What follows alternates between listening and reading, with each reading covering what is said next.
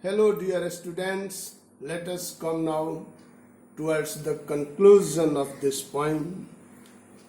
Rain says, I descend to live the draughts, atoms, dust layers of the globe.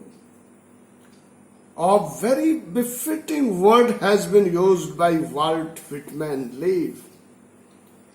This means to wash gently, lovingly, to cling, caress.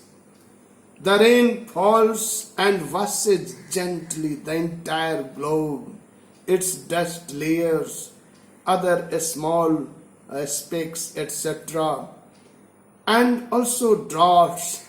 All that were droughts. What are droughts? Because of the lack of water, you see, there are several sorts of fractures, etc. on the layer on the upper part of the earth, land's surface appears at several places parched, etc. All that is removed, and because of the rain, the earth does not only get clean but invigorated, beautiful, shining. All this is there. So the rain says, I descend to lave the droughts, atoms, dust layers of the globe. And a poem also does the same thing. When someone reads a poem, there is a flow of sentiments and there is a gentle shower of words or ideas, feelings, and the net result is that the heart is cleansed of those negative things that a person has.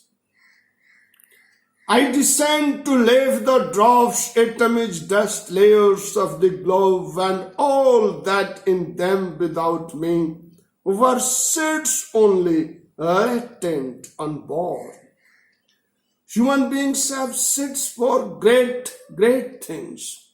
But unless these seeds are nourished with the sentiments of literature, they remain seeds only. They never grow to become the characteristics of the person who possesses those seeds. So the earth possesses the seeds. Seeds are there hidden inside it. But what happens?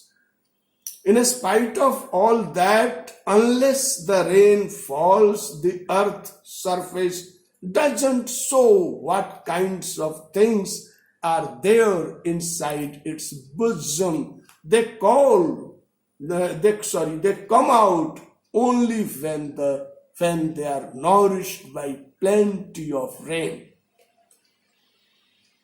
So, as the poem nourishes the good qualities of the human beings and the qualities of head and heart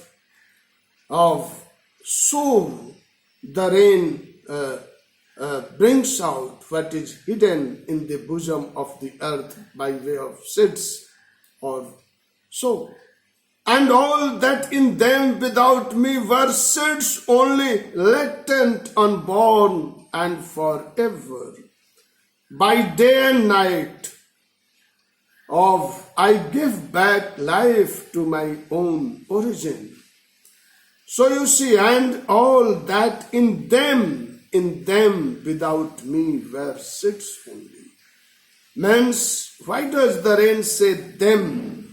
Here the rain says that rain is like the poem, and in different fields of the earth there are different seeds. So among different human beings there are different qualities, but all these are invigorated and brought out by poetry in human beings and the rains in the on the earth's surface.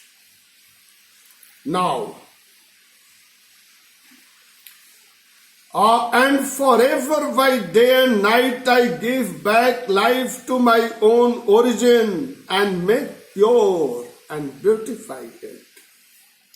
Now you say the water is evaporated and again the water falls. Someone may ask a question that what was the need of all this? If the water would don't have been evaporated, would have already been there, there won't have been any need of this rainfall.